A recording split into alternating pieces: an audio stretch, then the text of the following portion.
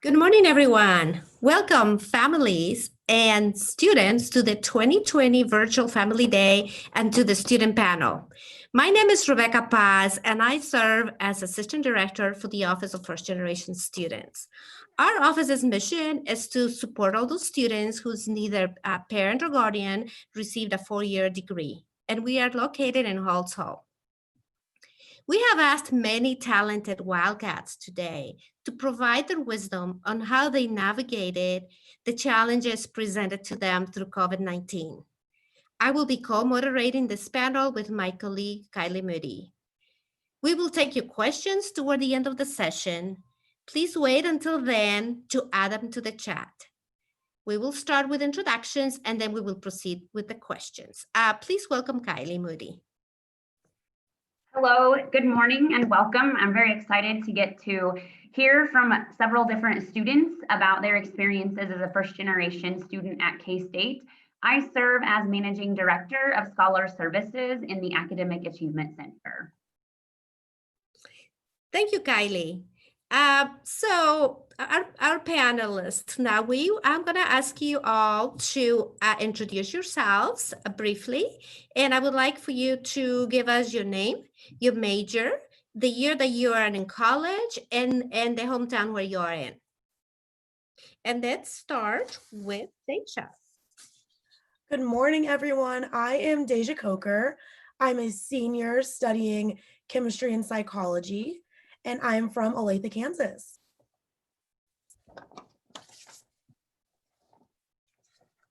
Good morning, everybody. My name is Louis Cabrera. My major is microbiology with a minor of chemistry. I'm a pre-med student, and the year I'm in is a junior, and my hometown is Appa Valley, California. Hi, everyone. My name is Janie Failer.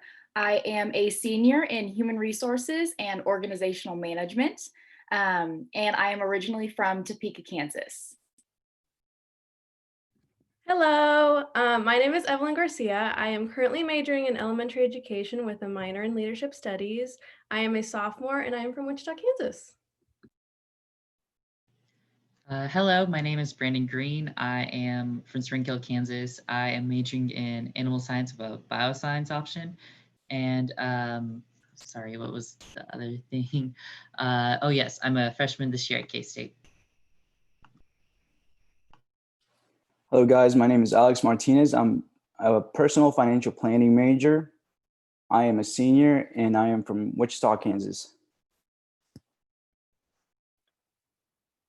Good morning, everyone. My name is Veronica Mateo. I am a senior majoring in biology, and I am originally from Dodge City, Kansas.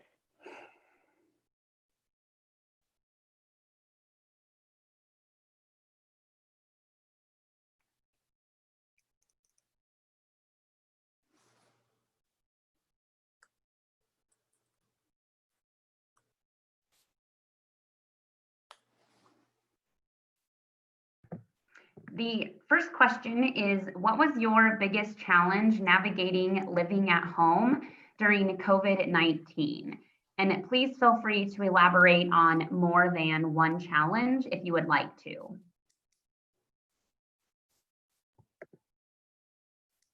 Who would like to start us off? I'll go ahead and talk, Kylie. Okay.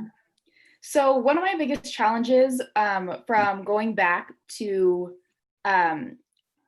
my parents' house during COVID was navigating, not necessarily something for me, but something that I had to have a conversation with my parents about the change in who I am as a person and kind of how I operate on things, because I have not lived at home for that long of time since high school. And so I just, it was kind of difficult for me to kind of sit my parents down and say, hey, I don't need you to remind me to do my work. I have my own schedule. I kind of operate at my own pace, especially since everything has moved online. And that was kind of a little bit odd. And then with that, going back home kind of put me in a mindset of being back home and it being break, or it being a different time when I didn't actually have to do anything. And so I had to kind of train myself to be at college while I'm also at home. And so that was kind of difficult for me.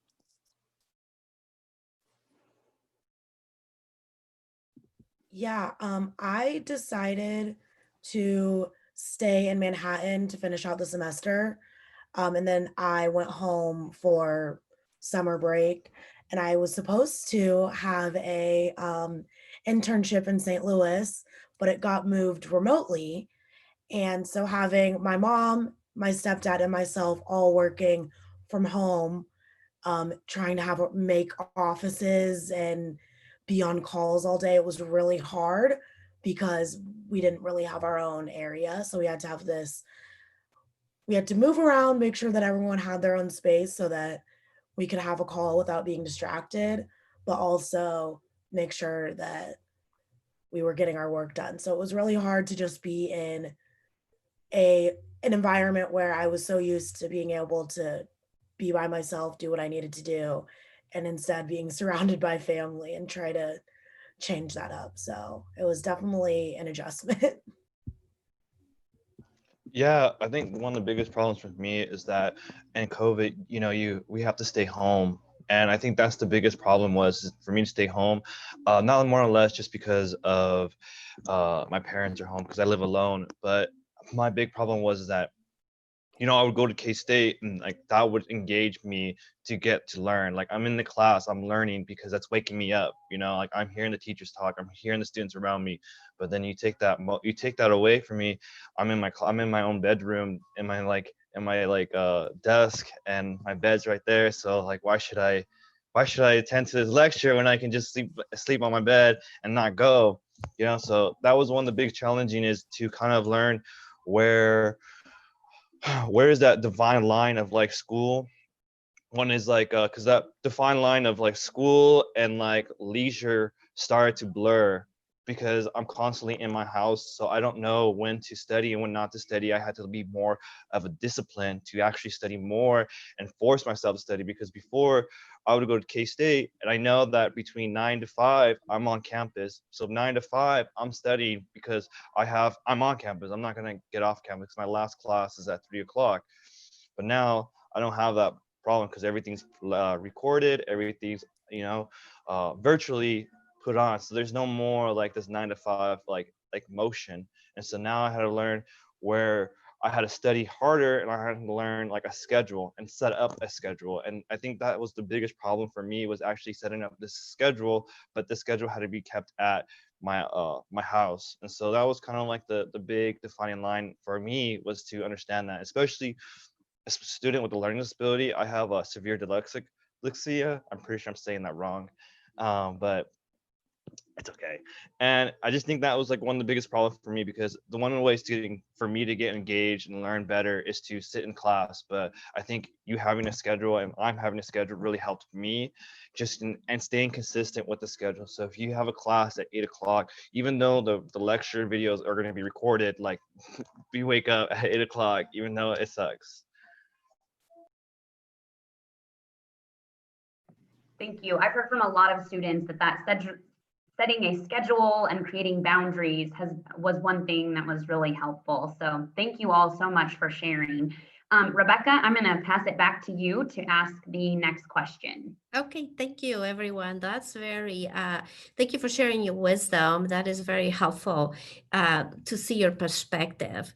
The next question is, what would you like your parents, family, and the members to know? And I'm going to ask this question to Evelyn. Hello.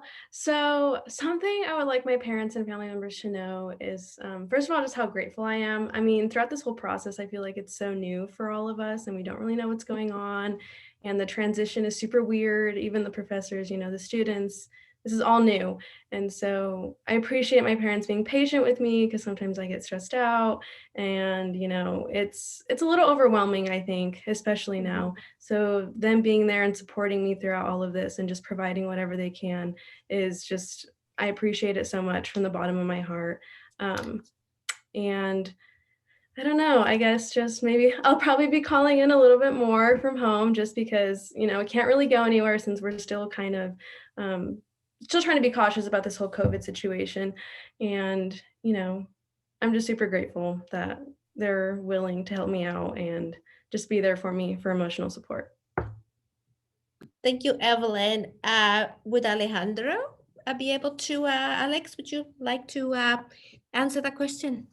Yeah, of course. So like the biggest thing about that I want to let my family know is that they are definitely the biggest support system that I have. And I bet that's the same with all of us. You guys are number one. If anything goes down south, we'll call you guys first, or you'll be the last ones we call, but we'll be for a fact that you guys will help us out. Thank you. How about Veronica? Yeah, I think for me, it's kind of the same thing. I think just I'd like them to know how grateful I am to even have the opportunity of being like a first generation student, and just trying to like let them know that I'm trying my best to achieve and just succeed. But overall, it was a very crazy experience to have, but I think that's just my main thing, is just to let them know how grateful I am. Mm-hmm. Thank you. And Brandon, let's hear from you too.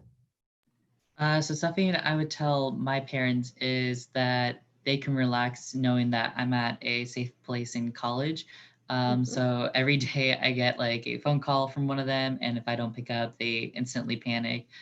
Just the other day, they are like 2 hours away from me, but like yesterday they drove all the way down just to say hi to me, even though I'm in quarantine. And like every week they either tried to like take me out for a meal, or like they like buy stuff for me to like make sure that I'm staying healthy and stuff. But one of the things that I think they definitely should remember is that I need to take care of myself now in a college age. So to give me that room, or to like push me away a bit to make me learn instead of every single week seeing them again, I guess would be something to tell them. Yeah, that's fair. So we have a little bit more time for this question. So I'm going to ask and see if any of the other panelists who haven't had an opportunity to answer this question would like to volunteer. And I think I can go. I think similar to everyone else, I personally call my mom every single day, even though we're, 2 hours away from each other. And I just really appreciate from both of my parents the support system that they've created for me. Anytime I'm having a really good day or a really bad day, I can shoot them a text, hop on FaceTime, and like I had my first test of the semester last week, and I got my grade back. I did really well, and I was really proud of myself because the online learning curve is very different. So I called my mom and I was like, "Oh my gosh, guess what? You'll never believe what happened." And she thought something crazily bad happened. And I was like, "No, I got an A on my test. Like, I'm really proud of myself."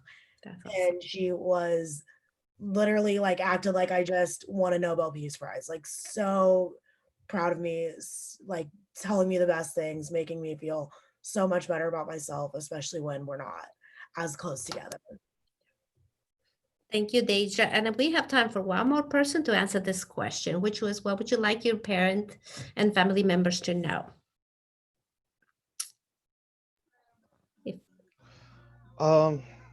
Just like Deja, I call my mom almost every day, like, or if not every week, and it just really just comes down to like telling my mom, like, "Hey mom, like, guess what happened in school, or what I've learned this, or what I've done that," or just keeping in contact. Me and my mom are like best friends, so I keep her in contact when I'm like at my lowest or my highest. She knows what's going on, so that's the biggest thing. My mom's my biggest friend, so she knows that how well I'm doing. I don't know, and she's my support chain.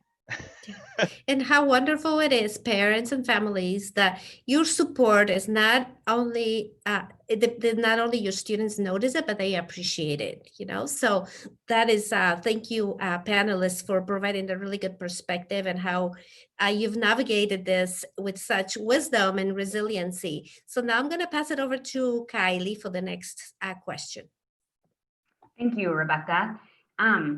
We would like to know now, what is working well for you and how do you practice self-care?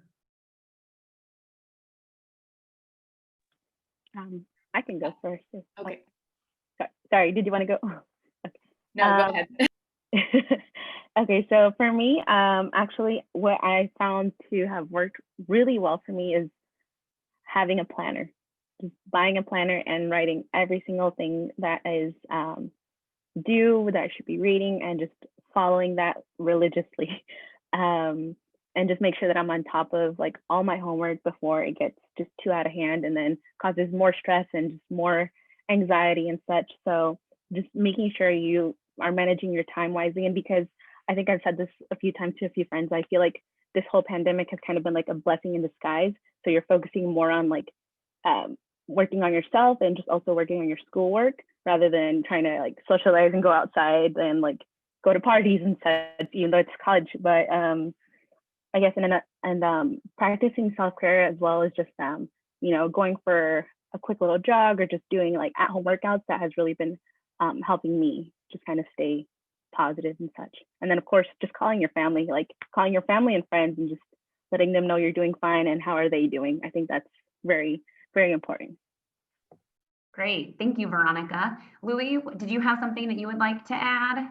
Yeah, so I think a really big thing for me is taking really good notes. I think if you have really good notes, it's really going to help you move further in your education, especially like for me, and like I'm more of a science-based major. And so there's a lot of definitions that you have to learn, and a lot of new concepts that you're constantly learning. And so I think one of the ways that really helped me kind of just claim back my grades and my GPA is through notes and, having these really good notes. And I think that's really helped me. It's just and even like how Veronica said herself, like having a really good time management and really good note taking, has those two combined will really help you. For me, I usually write for note taking. For me, I take almost every word that the professor says. I will literally write it down on my piece of paper. As much as I hate doing it, it's probably the most effective way for me because I'm able to see like what the professor's trying to tell me. It's like it's more solidified in my brain because I'm writing it down. I know the professor will provide some like written notes, but I don't think that's more efficient for me, at least, because it helps me to understand the overall concept, even though it's painful. It's beyond painful writing every word, but it works and it gets the job done. I'm gonna keep on doing it, even though I absolutely hate it. But and I think another way for me to self-care, I hang out with my cats. I know that's really weird, but my cats are like my best friends. And I whenever I'm done or having a bad day, I'll go play with my cats and I have like a little toy, and then like I'll run around the house and they'll play with me or something like that. Or I'll play some music, dance in the background, be weird, enjoy the day, and don't get hard on yourself. That's probably the biggest part for me, is just don't get hard on yourself. That is all great. Thank you, Louis. Janie, I think you wanted to add as well. Yeah, so as far as school goes, I always have a planner. My planner is my biggest thing that I use all the time. It holds my entire life, as I like to say. So I use my planner quite a bit, but if I have larger assignments, I like to break them up throughout the week so I'm not doing one giant assignment at once. And then I also started using two different methods for doing schoolwork. So I'll use either the 25-5 method or 45-15. So that's working for 25 minutes and having a break for 5, or working for 45 minutes and having a break for 15. I usually do the 25-5 method for assignments that don't require a lot of reading. If I have large reading assignments, I use the 45-15 method. So just to break up that reading, because usually the reading assignments that I have are quite large. And so I use those two methods, which have been really beneficial just to how effective I am at getting things done. As far as self-care goes, I try my hardest to make sure that I get all of my schoolwork done during the week, so that on the weekends I can kind of take a break, relax, not have to worry about doing a bunch of assignments or readings or whatever. And then I can prepare for the week. So Sundays I like to kind of clean and cook for the week, and so that I don't have to do that throughout the week. So it's just kind of my way of doing things for myself so that I can prepare for the week. So. That's great. Thank you all very much. And Janie, I'm totally stealing that 25-5 and 45-15 rule. So thank you. And then I think, Alex, you had one other thing you wanted to add in. Yes. So at least for me, I don't know about a lot of people, but I have one of the shortest attention spans. And what helps me is, at least during quarantine, has been staying busy, making sure I can get as many hours in a day filled with a job, class, and the gym or whatever we do. And then another big thing is I have an Excel sheet where I log everything that I do during the day.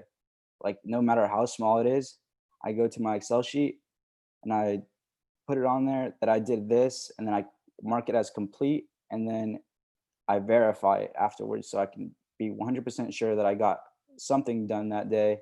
It feels amazing. That works for me.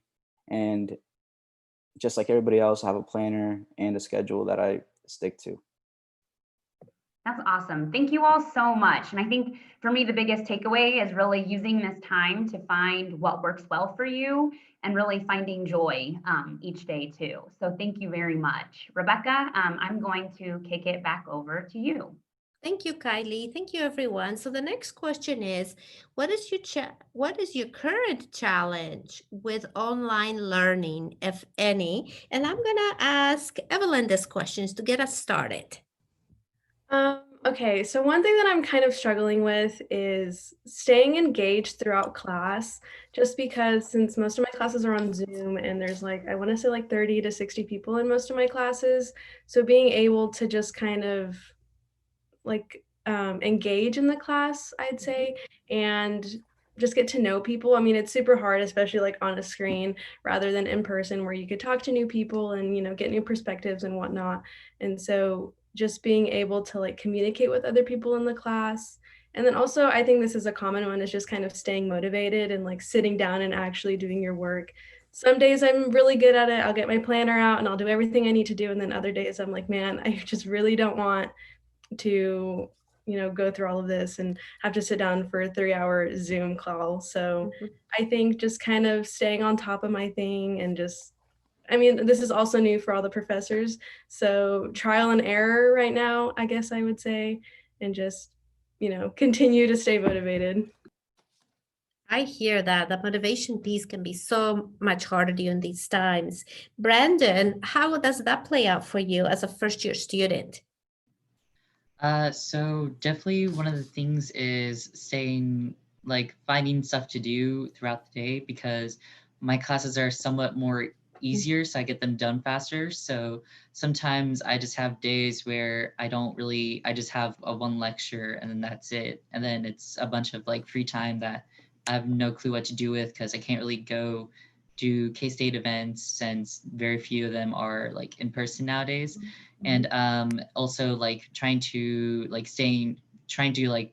talk to people and like be social, since it's kind of hard to be social through a screen, and especially with COVID times, people are more afraid to be like, hey, my name's Brandon Green, nice to meet you. So like finding a way to like introduce is definitely been a challenge, especially like being in classes where I know pretty much no one at all except for the people that I met in like some school organizations. And I can see how that can be much harder if this is your first year. Yes. And would anybody else want to answer this question before we go into the next one? I think Deja does. Yeah, I Deja? can go. My big thing is in classes, I normally am the kind of person that I'll be like, you know what, who wants to make a study group? Like this class, we need some extra support. Us working together will make it a lot easier for us to understand. And not being in class, it's really hard for me to make those connections. And none of my classes have Zooms. They're just pre-recorded lectures that we can go back into, which is good for timing purposes because I don't have to have a specific time that I do it. But on Canvas, there's a feature that most of the classes have, and it's people, and you can it's the entire roster basically. And so anyone that I know, like just from being on campus in previous classes, I'll text or send a message to. And then for one of my classes, actually, someone made a big email spread and she was like, I'm going to make a Zoom for a study session once a week. I'll send the link in here if anyone wants to come to it. That was really helpful just because I study better when I'm with other people. Just bouncing ideas off of each other, really getting into the topics. So that's something that I've been struggling with and trying to combat with a different way of communicating and learning. Yes, thank you. Yeah, new ways of learning. Everything is all of a sudden is different. And so the biggest takeaway is staying engaged in class, staying motivated, and then realizing also that this is new for the professor. So we're on this together. And thank you for those words of wisdom. I'm going to now send it over to Kylie. Thank you, Rebecca. How did K-State support you during this time of switching to online learning? And Louis, would you like to start?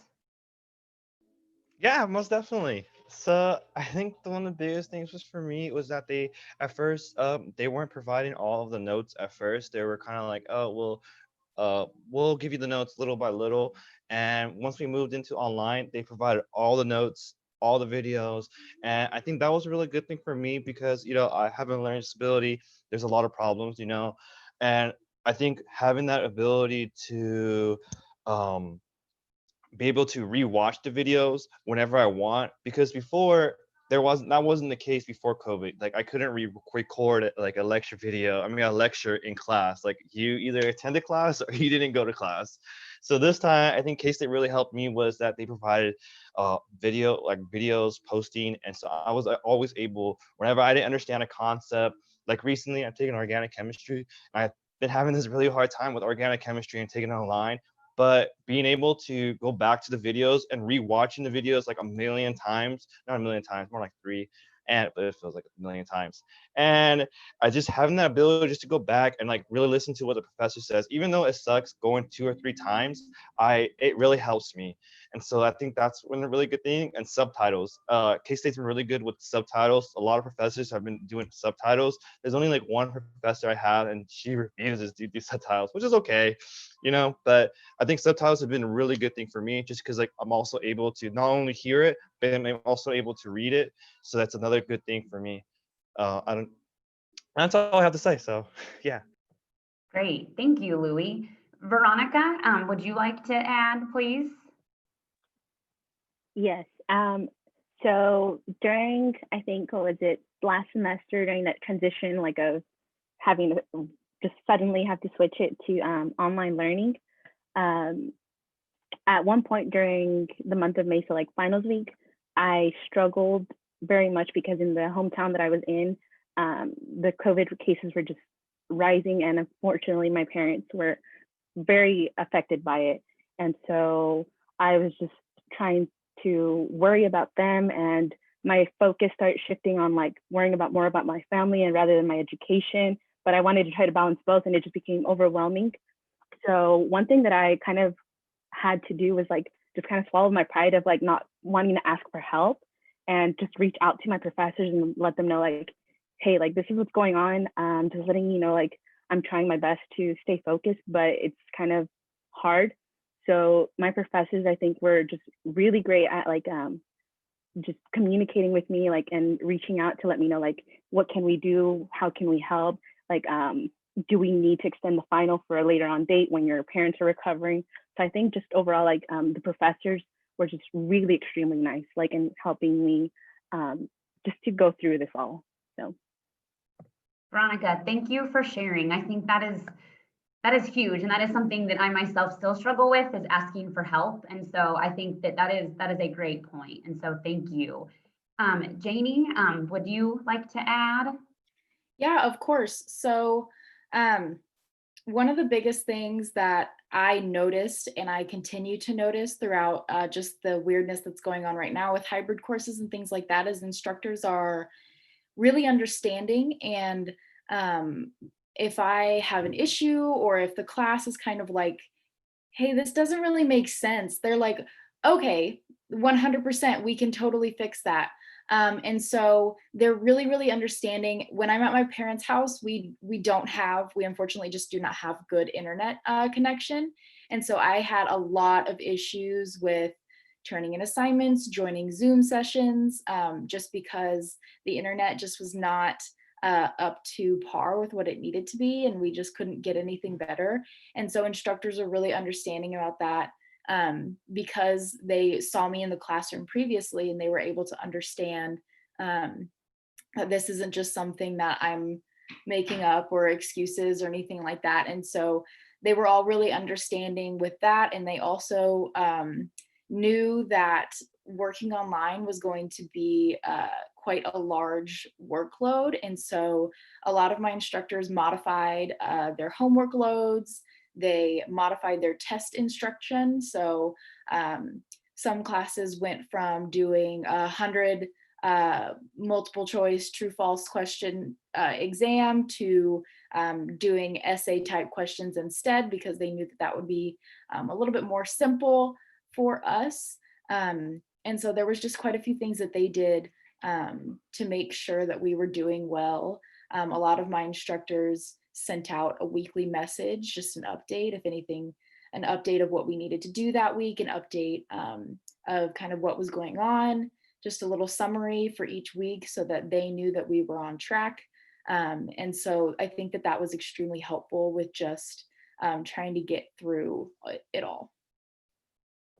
Thank you all so much for sharing. I think one thing that I really heard was that I think something that we can all do is just give each other a little grace and understanding too. So thank you all. Rebecca is going to ask the next question. Yes, thank you, everyone. The next question is, what else do you need from K-State to support you in this new learning environment? I would like to ask for a volunteer first, and I may ask a couple of more people later. Who would like to answer this question? Veronica. I can go. So one thing that I actually I guess it kind of correlates with the previous question, was I didn't know this until one of my professors sent us an email just recently. A lot of the K-State like transitioning to remote learning has required additional softwares, like for the homework or just anything else. And so one thing that I didn't know is that they have a referral form. And I think that was just kind of something that was a support, like a really good support system that I didn't know we had, but just to know that stuff like that really does come in handy for like someone like me that kind of just doesn't expect to spend additional money for just software on top of like books and other like I guess tuition and all that stuff. So just cost wise, like that was something that I did not know. Okay, thank you. Evelyn, would you like to add in some more? So something that I found super helpful and interesting that one of my professors actually did was she individually made meetings with all of her students to kind of get to know them and understand what they needed from her and just kind of like how they learn and everything like that. And so I found that super awesome, just to kind of create, you know, a connection with your professor rather than just a screen on Zoom. And also it kind of added a little bit more pressure for me to actually go to the class, because since she knew me and I knew her, it was almost like, oh my gosh, like I can't not go to class now. So I thought that was super helpful. And something that I see a lot of students struggling with is just like testing. I mean, I understand that it's quite difficult to do it online, and obviously, you know, professors don't want any cheating or anything like that going on. But I mean, everyone learns differently. So I think it's just kind of a matter of seeing what could work for the students, because it can be a bit difficult taking tests online. Yeah. Yes. Alex, would you like to answer this question? Something that I've been noticing, at least for myself, is that I need to keep taking advantage of all the things on campus that already exist, such as like academic coaching. That's a huge one, at least for me.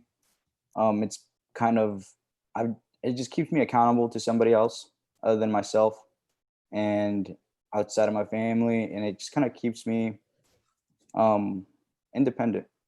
Yeah, I think that's pretty useful, at least for a lot of students. Thank you, everyone. So I think what we hear is that we want to continue the support system. And I believe that, Louis, did you want to add one more thing? Yeah, I think the big thing for me from K-State helping me is just having more resources, like having more tutors at hand or just more study sessions. For example, my organic chemistry class, they actually have started to have more and more like lecture drop-ins. So basically they're not lecture Zooms, but they're like kind of like, if you need help, please drop in this lecture, not this lecture, but this one-on-one tutoring that we're going to provide for you. It wasn't really one-on-one tutoring, but it's like kind of a help lab kind of situation where you go in, drop into Zoom, and then they kind of help you what you need to go through. And I think that's really been helping me is just having more and more like Zoom sessions where there could be tutoring, especially on those like classes that are much more difficult, like those math classes, science classes, whatever class that you kind of struggle with, that you have to put a lot of work and effort in behind it to understand the concept. I think just having tutors.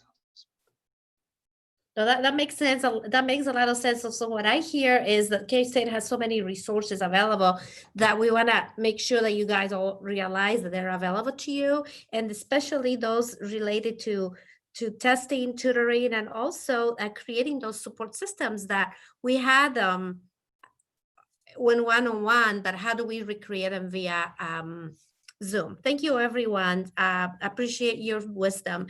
Kylie, we'll go to the next question. Thank you.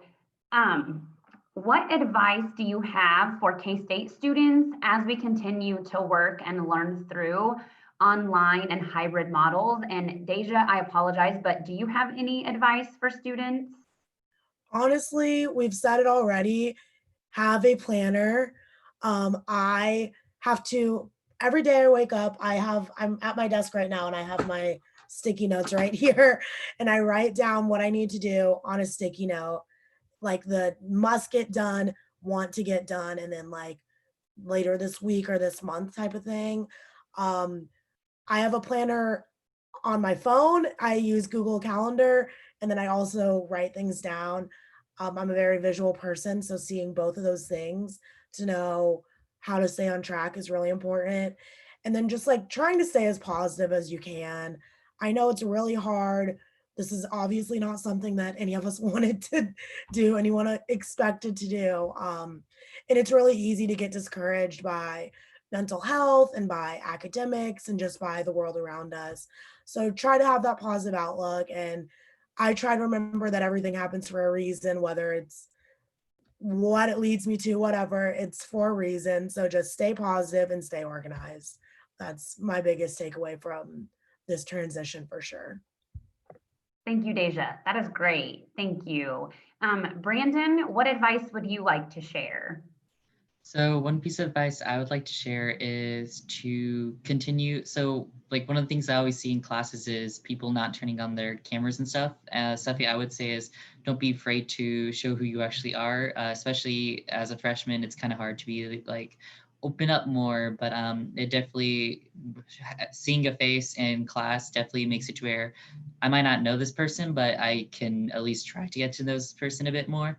And also talking to people you do know around campus, since there's very few in-person events, getting to still go out and be social is a very important aspect, especially for making sure that people's well-beings and like social needs are met, because being social in college is one of the biggest things I think people are forgetting now during COVID times, that I think they should, trying to build that social aspect while in college, especially with me as a freshman.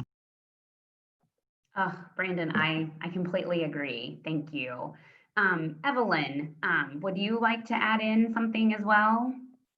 So something that I recommend is just please check your emails like every day, like morning and night, especially with this whole like everything's online. Professors will send out updates or any like changed courses or assignments or anything like that. So just please check your email as I check it like every 3 hours. And then also look at your syllabuses. I know it's kind of daunting, just like 5 sheets of paper and all this information, but look at the syllabuses and just look at when assignments are due and just put it on your planner and you have all that figured out. And so it's a little bit less stressful. Great, thank you. And yes to email. I know that that can be a lot, but yes, that is important. Louis, did you have one other final piece of advice you wanted to add? Yeah, I think this is a really simple one. You know, if you accomplish one thing or two things or three things, whatever that day is, you know, you did something. So don't beat you up if you didn't complete X, Y, and Z, or you have this crazy study plan that you're gonna complete this day and it's gonna get you on track and you're gonna have this crazy thing, and it didn't work out because let's say you just didn't find the motivation, just didn't have something didn't go right. So just don't beat yourself over it and just, you know what, you accomplished one thing. Even if you like made your bed, like at least you made something, at least you did something, and don't get like hard on yourself. Like honestly, being positive and having that strong connection with yourself and just saying like, you know what, I might not understand this, I might not have like I might struggle through everything, but that's okay. I'm gonna smile, laugh, and have a good time doing it. Oh, yes and yes. Thank you. Thank you. That is great. I'm going to pass it back to Rebecca for the next question. Thank you, everyone. Thank you, Kylie. The next question is, what advice do you have for your parents or for any parents who want to support their student during this new mode of learning and living? And we're going to ask that to Veronica first. Yeah, so my family and I, the funny thing is before all this pandemic, we weren't exactly close, but something about it just allowed us to be more closer. And I have appreciated their little efforts because, I mean, you know, sometimes we do struggle, and especially now with like financially, but my mother has been making these like small little, like just dropping a few bucks off in my bank account, like 5 or 10 or 20 bucks, and just like get yourself some coffee. So like anything honestly can help. It doesn't even have to be money, but just like a phone call. Maybe don't overwhelm us too much either. Like don't call us like every couple of hours, at least like once or twice every day, you know, or every other day. But just like check up on us, because sometimes it does just get overwhelming, and you know, we don't like to talk about our emotions, but it's okay. Like I think my advice would just be to check up on us every so often. Thank you. Brandon, would you like to add to this? So I definitely agree with all that you had to say about like the small things that parents do that definitely like helps out. But for me, like my parents are very much like helicopter parents. They're like always wanting to know what I'm doing and stuff. So advice for parents that are very similar to that is to just give your students some room to, instead of calling them every single time, let them call you. I have had times where I've called family members where I called them back and they've been much more happy. So if you give them that room, they're still going to remember and care about you. So don't be afraid to let them have that room to grow as an individual. Awesome. Thank you. How about Brandon? I mean, not Brandon. I'm sorry. You already answered. Janie. Yeah, so one of the biggest things that I think is really important is to make sure that parents sit down and have that conversation with their student about what they need, what they want, and they make sure that they create those boundaries for each other as far as phone calls, coming and checking on them, all of those types of things. And then my biggest piece of advice is if your student is at home with you, the key to any student's heart is food. And so if you're making a homemade meal, maybe their favorite, I know if I'm home, I always want my dad to make his breakfast burritos because they're just so amazing. And it's just doing little things like that and surprising your student with just maybe their favorite meal that you make, or saying, hey, like I'm gonna go to this restaurant and get some food and we'll sit down and we can eat. College students, they're not gonna decline free food. And so I think that that's a great way to do something for your student if they if you want to do something. So Well, that sounds like a great plan. I'll take those tips for my kids because I have also one daughter that is living at home now during COVID. Alex, would you like to add a few more thoughts? Okay, so at least for myself, I'm extremely independent, and I know a lot of students out there want to be independent also. And one of the best ways to do that is to go out and build your own support system, such as go to PowerCat Financial. It's a little plug. I'm a peer financial counselor there. You get free, confidential, not necessarily advice, but at least you get somebody to talk to. And if you need figuring out your student loans, your anything that's going on in life, you get redirected just from going and talking to somebody. And it's a great resource here on campus. If you guys want to go do that, look it up, reach out to me personally. We can get you set up and going. Thank you, everyone. This is very helpful. And parents, I'm sure you're listening, taking good notes. I think one of the biggest takeaways is how do we strike a balance as parents, right? Because we care for our kids so much, but how do we strike the balance of providing the support, that emotional support, and still giving them their independence?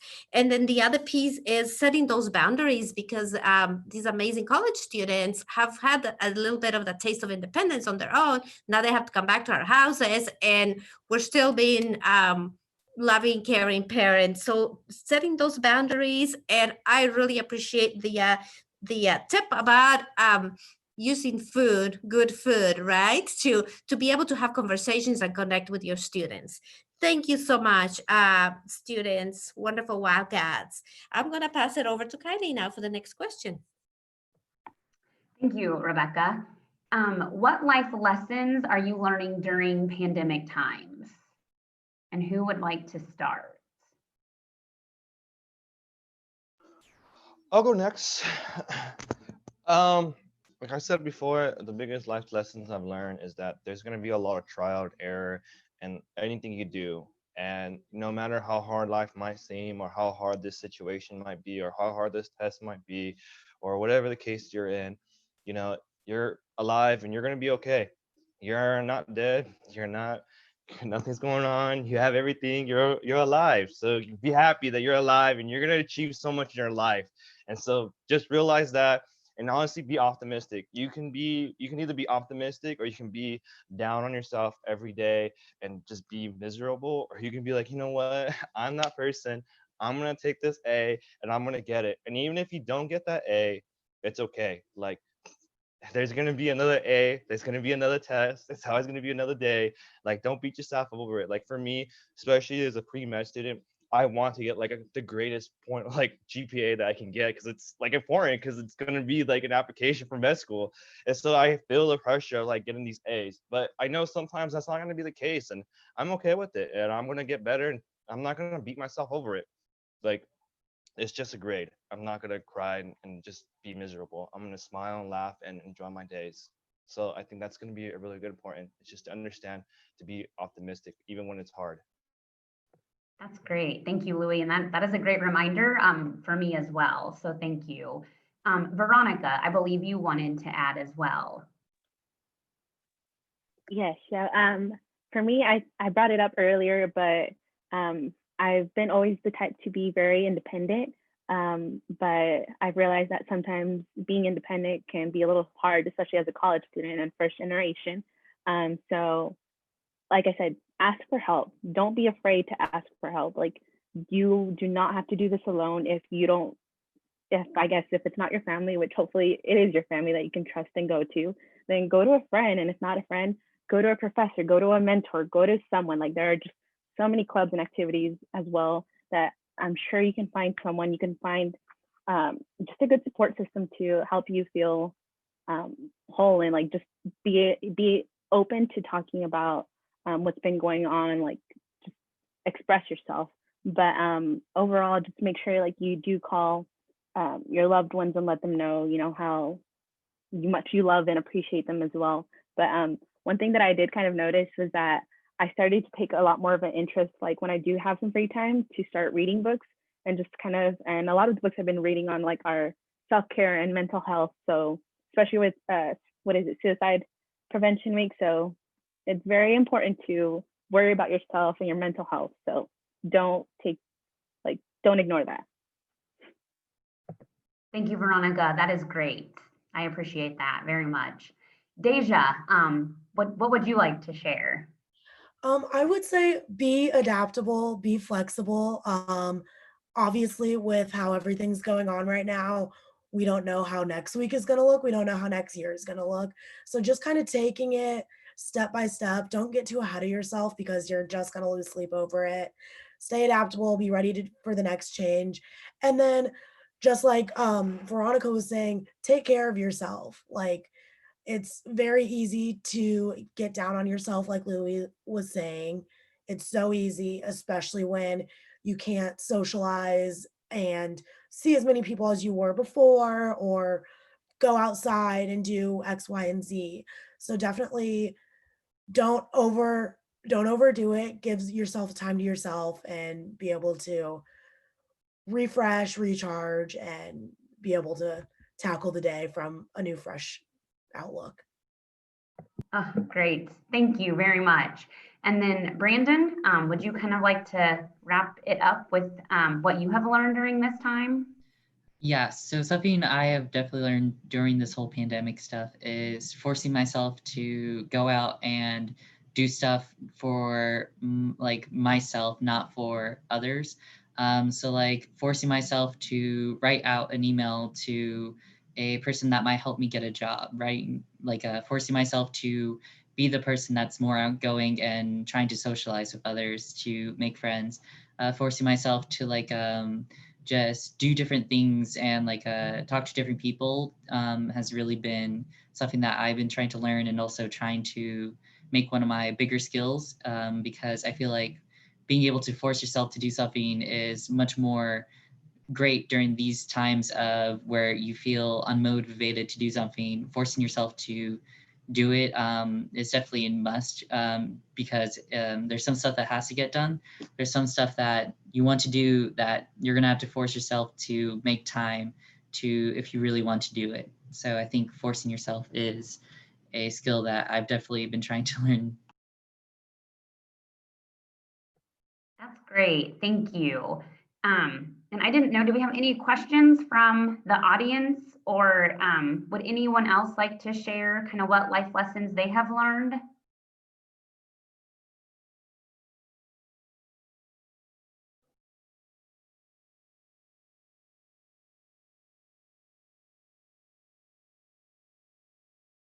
I can go ahead and share while we're seeing if the audience has any questions. So one thing that I've learned about myself and kind of how I can go about things is I'm a huge planner. I have always been a huge planner. I am thinking about things a year before they happen. And this pandemic has really taught me that that's just not practical. And that's okay, because I'm worrying about things that are so far away from happening, and it's taking up a lot of my brain space when I have things that are happening right now that I need to worry about. So I think that that's a huge lesson that's been really important to me, is I need to learn a little bit more about how to roll with the punches and not try and plan everything, because that's just not something that I can do. Another thing that I've learned that's been helpful to me is just during this pandemic is obviously like I'm not a big hugger or anything like that, and I never have been, but I have people in my life who are, and that's how they greet others, and obviously you can't really do that now. And so one of the things, like my roommate, for example, is I make sure that I give her a hug because I know that she needs that. And so I think that that's something really important to people, especially when that's the way that they greet people, or the way that they say goodbye, is to find that one trusting person that like they're clean, they don't have COVID, and you can give them a hug. And so I think that that's kind of important. So I agree. Thank you all so very much for your wisdom and your insight. I am so glad we recorded this, because I'm going to definitely go back and watch. You all provided a lot of great reminders and just just general nuggets of information. And so thank you all very much for giving of your time, especially on a Saturday.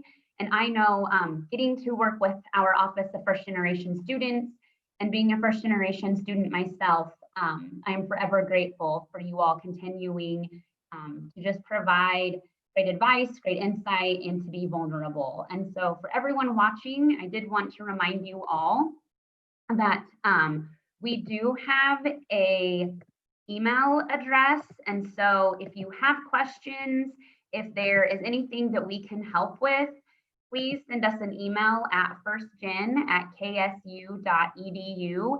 And we also have a website with a lot of great information and great resources. And so that is at ksu.edu/firstgen.